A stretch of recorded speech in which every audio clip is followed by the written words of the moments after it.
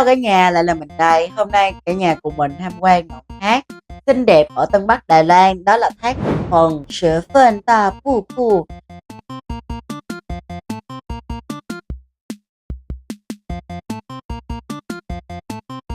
Đường vào hai bên có bán trái cây, đồ ăn và nước uống cho du khách.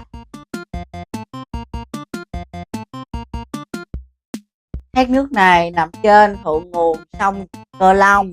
Trước khi chảy vào thành phố Đài Bắc, thác có chiều cao 20m, rộng 40m và được biết đến như thác nước rộng nhất ở Đài Loan. Thác nước đổ theo tầng, có nước chảy theo một hướng, còn đá dốc theo hướng ngược lại vô cùng độc đáo. Cái tên thác Sữa Phên được lấy theo tên 10, chính là Sữa, hộ gia đình đầu tiên sống ở đó thời nhà Thanh. Những người cần 10 phần hàng hóa.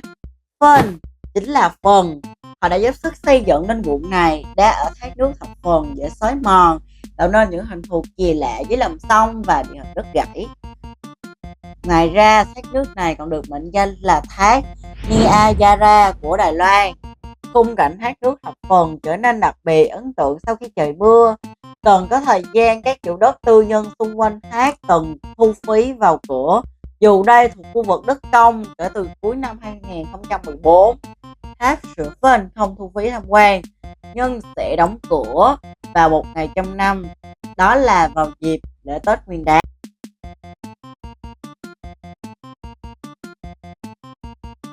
Nếu bạn đi bộ từ phố cổ Thập Phần đến thác nước Thập Phần mất khoảng 30 phút một chiều, hoặc từ ga Thập Phần đến thác mất khoảng 40 phút. Tại cuối phố cổ Sữa Phên, bạn có thể tiếp tục đi dọc theo con đường ở hai bên đường ray xe lửa, cả hai đều được gọi là phố Sữa Phên hoặc Sữa Phên Gia.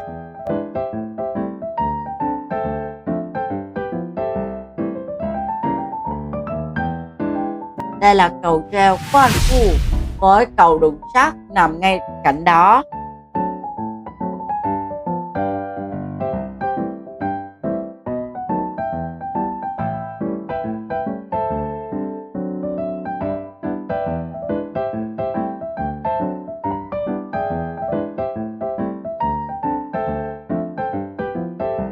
Từ cầu treo Quan Phu, bạn có thể nhìn thấy thác nước Giàn Chi Tôn. Thác nước Thập Phần là một thác nước nhô ra, có cái khối đá ở hai bên thác đi ngược dòng nước. Đây là đặc điểm địa chất độc đáo gọi là cấu trúc nếp góc. Đó cũng là lý do nó được mệnh danh là thác Niagara của Đài Loan, vì có tính chất tương tự như thác Niagara ở Bắc Mỹ.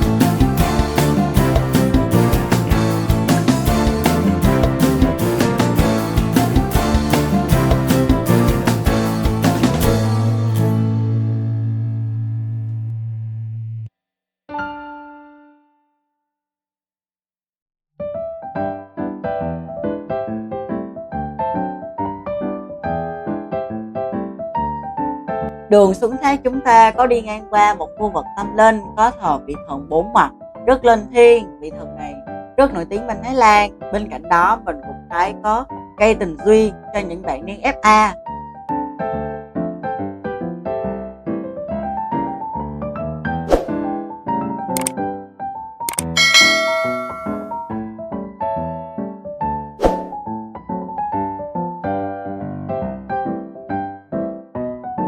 Ở đây mình thấy bán đồ nướng nhìn cũng ngon nhỉ.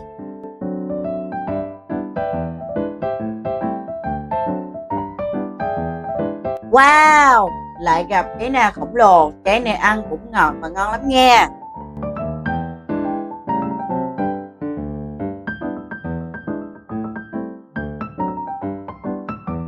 Ở đây có một hồ cá, ngộ lắm. Thấy cá thì mình lại mua đồ ăn cho chúng. Cái tật cũng ngộ ngộ mà tốn tiền gì đâu.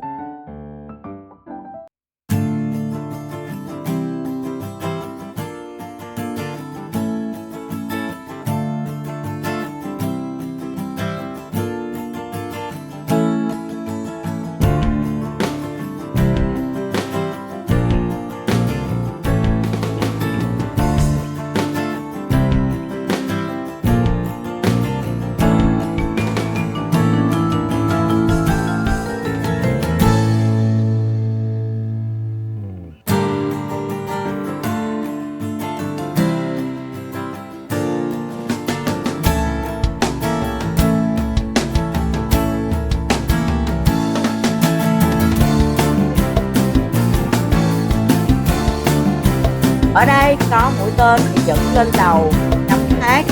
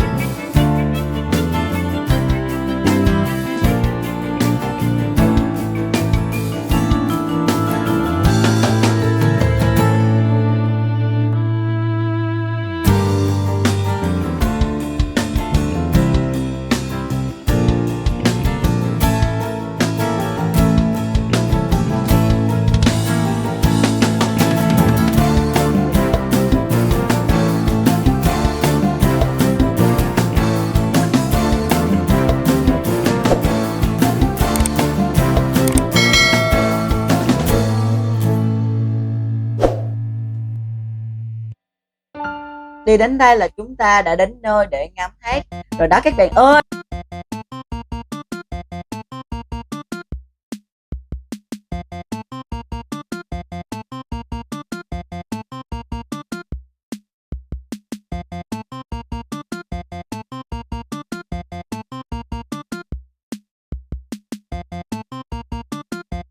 Ở đây mình thấy có một số bệ ngắm thác nước nằm gần tháp nước Thập Phần.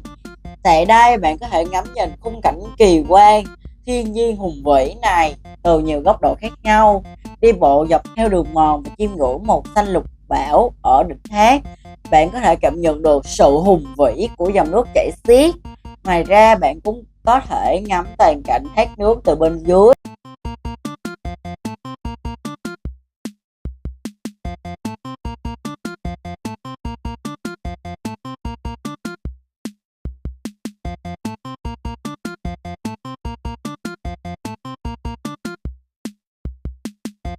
Những dải nước hùng vĩ tung tóe chạy xuống hồ cực sâu bên dưới thác nước, tạo nên một khung cảnh vô cùng ngoạn mục khi mặt trời chiếu vào sương mù. Lúc đó bạn có thể thấy cầu vồng lơ lửng trên thác nước hoặc hồ nước, thế nên nơi đây có mệnh danh là hồ cầu vồng. Thác nước Thập Phần là một điểm đến không thể bỏ lỡ tại Đài Loan, nơi bạn có thể chiêm ngưỡng những chiếc cầu treo xinh đẹp cùng những khung cảnh nước đổ xuống thật hùng vĩ. Hello các bạn, mình là Vita đây. Mình đã tới làng mèo rồi. Ở đây có rất nhiều mèo nhưng không có mèo Doraemon mà cũng có Doraemon luôn. Cùng mình đi thôi nào, let's go. Làng mèo Hổ Thùng. Hậu thôn Mountain, địa điểm tập trung những em hoàng thượng cute Fomewe, nhưng cũng không kém phần chảnh chọe. Hậu thôn không chỉ là thiên đường dành cho mèo mà còn là điểm đến lý tưởng để bạn khám phá văn hóa và cảnh đẹp của Đài Loan. Ngôi làng này mang đậm dấu ấn lịch sử với những ngôi nhà cổ kính, những quán ăn nhỏ xinh và những cửa hàng lưu niệm độc đáo. Không chỉ vậy, bạn có thể thưởng thức những món ăn địa phương thơm ngon, mua sắm những món quà kỷ niệm, lưu niệm độc đáo. Làng mèo Đài Loan hay còn gọi là Hậu thôn Cat Village nằm trên ngọn đồi phía bắc đảo Đài Loan, chỉ cách trung tâm thành phố Đài Bắc 35 cây số, tương đương 40 phút di chuyển bằng tàu. Bước chân đến làng mèo, bạn sẽ choáng ngợp và sẽ dễ thương với hàng trăm chú mèo mập ú buộc mà tung tăng dạo chơi khắp mọi ngóc ngách. Từ những con hẻm nhỏ đến quán cà phê xinh xắn, âm thanh meo meo vang vọng khắp nơi, tạo nên bản hòa tấu du dương cho tâm hồn.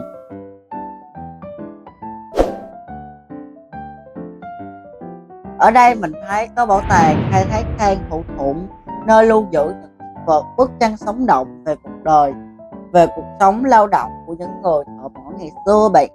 Những chiếc mũ bảo hiểm cũ kỹ, những chiếc đèn mỏ than gỉ hay những bức ảnh đen trắng tái hiện cảnh làm việc vất vả của họ.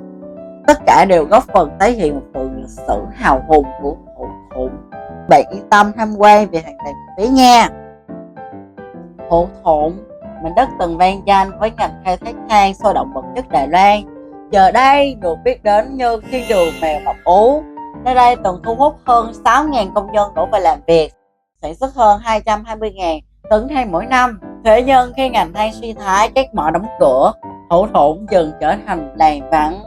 Nhưng rồi những chú mèo hoang xuất hiện, mang theo sức sống mới cho hậu thủng. Số lượng mèo ngày càng tăng, biến nơi đây thành vương quốc của những hoàng thượng.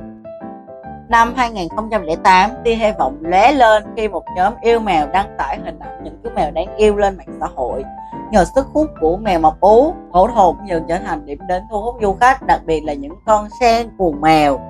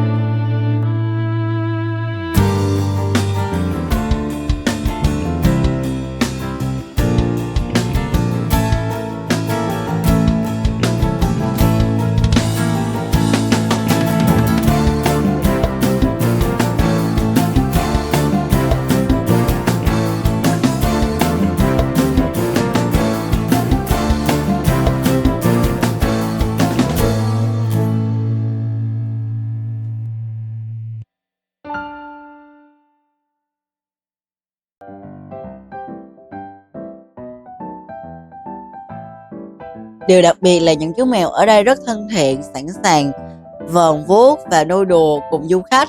Bạn có thể thỏa sức chụp ảnh, vuốt ve bộ lông mềm mại của chúng, hay đơn giản chỉ là ngồi ngắm nhìn những chú mèo đáng yêu này trong khung cảnh yên bình của ngôi làng.